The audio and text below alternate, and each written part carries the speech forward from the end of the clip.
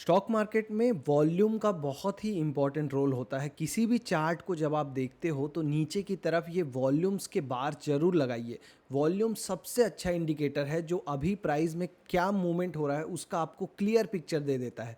और इसके साथ ही साथ वॉल्यूम आपको ऐसे धोखों से भी बचाता है, क्योंकि शेयर मार्केट में ऐसे बहुत से धोखे हैं, मैनिपुलेशन है। बड़े जो ऑपरेटर्स होते हैं वो शेयर में एक बड़ा मूवमेंट तो लाते हैं ताकि रिटेल वाला इस डर से कि कहीं ये मूवमेंट छूट ना जाए उसमें पोजीशन बना लेता है और ऊपर के लेवल पे फंस जाता है।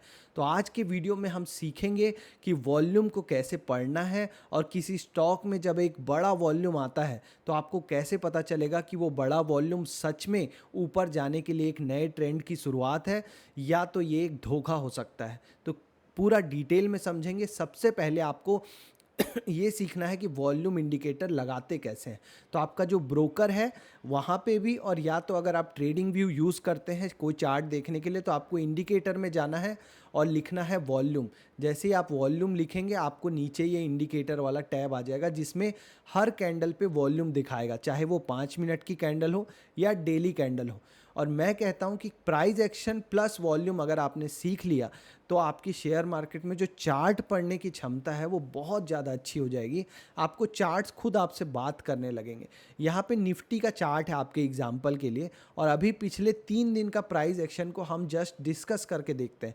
इसमें कोई बुराई नहीं है चार्ट को पढ़ना। जो भी आपका एनालिसिस होता है ये उसको सप्लीमेंट करता है, आपको और कन्विक्शन देता है। आपको पता होता है कि चार्ट में आप जैसे जैसे प्रैक्टिस करेंगे आपको धीरे धीरे समझ में आने लग जाएगा कि चार्ट आपसे क्या बात कर रहा है। यहाँ पे हमने देखा कि एक रेंज में चार्ट घूम रहा था। लास्ट सैटरडे संडे के वीडियो में हमने बात की थी कि निफ्टी यहाँ से एक तरफ ब्रेकआउट या ब्रेकडाउन दे सकता है।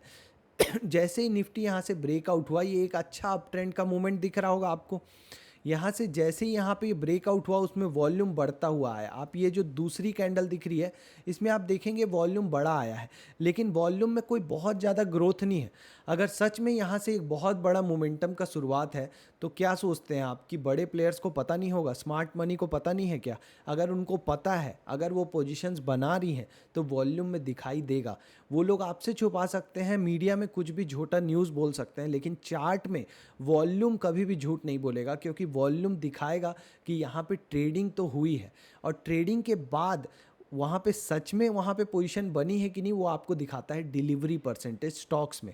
निफ्टी में भी आपको हमेशा देखना है कि जो वॉल्यूम आ रहा है उसके साथ क्या प्राइस एक्शन में वो बड़ा जंप है कि नहीं। अगले दिन आप देखोगे तो कि उससे भी बड़ा एक वॉल्यूम आया है, लेकिन प्राइस देखिए कितना मेहनत किया प्राइस ने, लेकिन फिर भी बहुत ज़्यादा ग्रोथ, एक बड़ा एक अप ट्रेंड नहीं आ पाया। मतलब प्राइस जहाँ पे कल क्लोज हुआ था वहाँ से अगर आप देखेंगे तो सिर्फ इतना ही मूव किया है, लेकिन वॉल्यूम आप देखेंगे तो बहुत ज़्यादा आया है। अब आपको लगेगा कि ये तो बड़ा ग्रीन वॉल्यूम है तो मार्केट ऊपर ही जाएगा, लेकिन अगर आप एक बार के लिए सोच के देखें कि अगर इतना बड़ा वॉल्यूम आया ग्रीन वॉल्यूम, तो कैंडल को यहाँ से क्लोजिंग कम से कम ऊपर की तरफ देना चाहिए था, इस तरीके का कोई कैंडल होना चाहिए था। लेकिन बिकॉज क्लोजिंग नहीं हो पाई बहुत ऊपर, मतलब कि आप इसको इस तरीके से पढ़ना शुरू कीजिए कि बायर्स बहुत ट्राई किए, बहुत बड़ा वॉल्यूम आया, लेकिन फिर भी प्राइस बहुत ऊपर नहीं जा पाया। मतलब यहाँ पे सेलर्स पोजीशन बना रहे हैं, सेलर्स हावी हो रहे हैं, सेलर्स एक्टिव हो रहे हैं। तो यहाँ पे ये जो लेवल है, ये जो आज का जो हाई है, ये एक सेलिंग लेवल के टाइप से काम कर सकता है। तो जब तक ये लेवल नहीं टूट के प्राइस क्लोज ना दे दे, प्राइस क्लोज ना दे दे ऊपर की तरफ, आपको वेट करना चाहिए नया पोजीशन बनाने के लिए।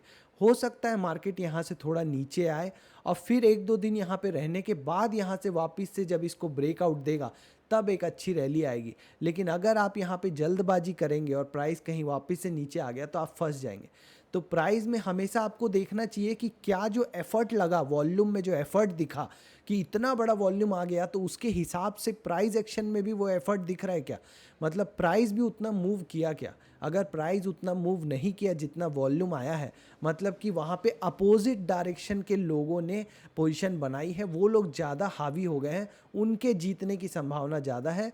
यहाँ पे आप इस प्राइस एक्शन को उनके साइड का कहेंगे, न कि बायर्स के साइड का।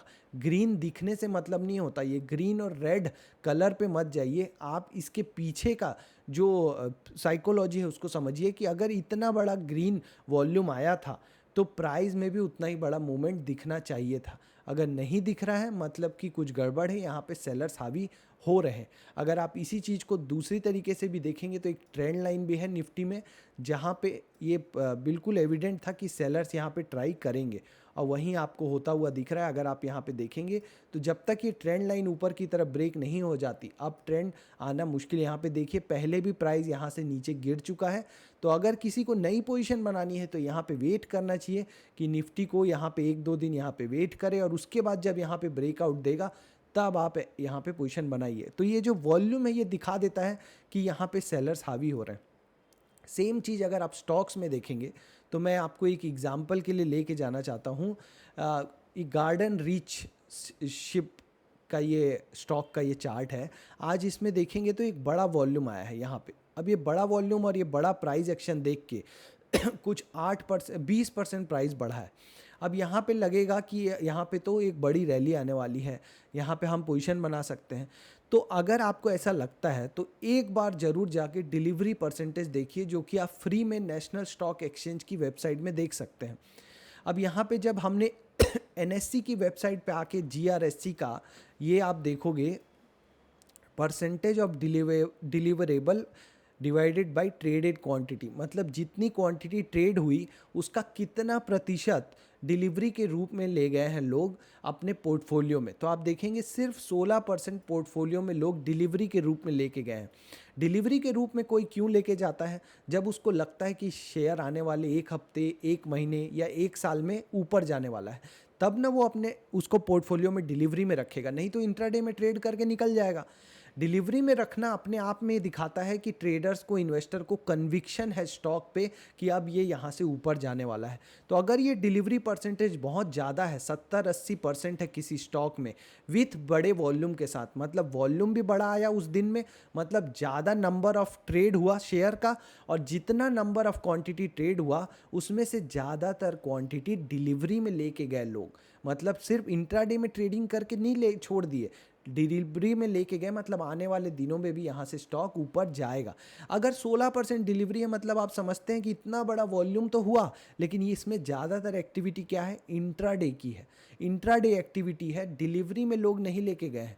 तो जिसको कमाना था उसने आज कमा लिया है।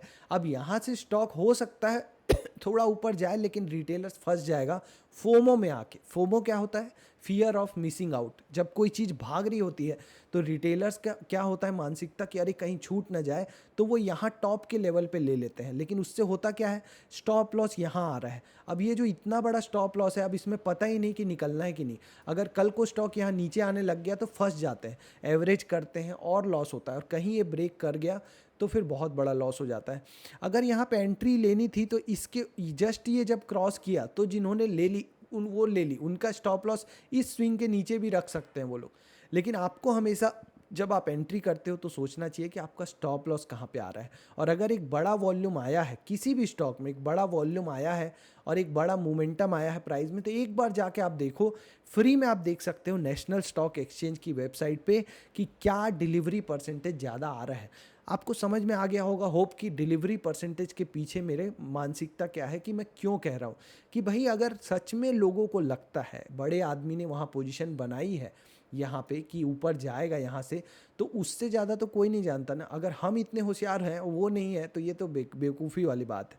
अगर सच में ये स्टॉक यहाँ से वापस से रॉकेट होने वाला है तो यहाँ डिलीवरी परसेंटेज दिखना चाहिए कि कोई बहुत मात्रा में डिलीवरी बना रहा है। इस पूरे रेंज का डिलीवरी परसेंटेज आप देख सकते हो पीछे का हिस्टोरिकल डेटा देख के, नेशनल स्टॉक एक्सचेंज की वेबसाइट पे भी, और स्टॉकेज ऐप है वहाँ पे भी देख सकते हो। मैंने पिछले कुछ वीडियोस में बताया है कि कैसे आप पिछले 2 महीने का डिलीवरी परसेंटेज देख सकते हो। तो हमेशा जब भी कोई एक बड़ा वॉल्यूम आए, डिलीवरी परसेंटेज देखो। यहाँ देखो क्या हुआ था, ये जो वॉल्यूम्स आ रहे थे, ये पूरे रेंज में जो वॉल्यूम्स आए, इसको देख के अगर कोई यहाँ पे एंट्री कर गया हो, ये जो ऊपर का रेंज कि ये तो स्टॉक बहुत ऊपर जाएगा, तो वहाँ से स्टॉक आज तक ऊपर नहीं गया, नीचे ही आ रहा है। ये जितने भी मूवमेंट हुए, ये दिख रहा है आपको बड़े बड़े वॉल्यूम, ये सिर्फ आपको सेल करने के थे। बड़े आदमी को अपना पोजीशन निकालना था, उसको बेचना था माल, तो उसने एक धोखा दिया। ये ऐसा लगा कि स्टॉक अब यहाँ से बहुत ऊपर चला जाएगा। ये देख रहे हैं आप मोमेंटम्स, और वापस से क्या हुआ, उन्होंने सेल कर दिया अपना सारा शेयर्स और रिटेलर फंस गया ऊपर के लेवल पे। ये जैसे ही ये मोमेंटम आता है, रिटेलर को लगता है कि बस अब ये स्टॉक यहाँ से बहुत ऊपर जाएगा और वो लोग पोजीशन बनाते हैं और बड़ा आदमी अपना पोजीशन बेचता है। तो जब तक हाई डिलीवरी परसेंटेज ना आ जाए किसी भी स्टॉक में, आपको पोजीशन नहीं बनानी चाहिए। आप हमें कोई भी सिस्टम आप फॉलो करते हो, एक चीज़ उसमें ऐड कर लो, हाई डिलीवरी परसेंटेज देखूंगा मैं कि आ रहा है कि नहीं स्टॉक में। ठीक है, ऑल द बेस्ट, मिलेंगे नेक्स्ट वीडियो में, ध्यान रखिएगा इस बात का।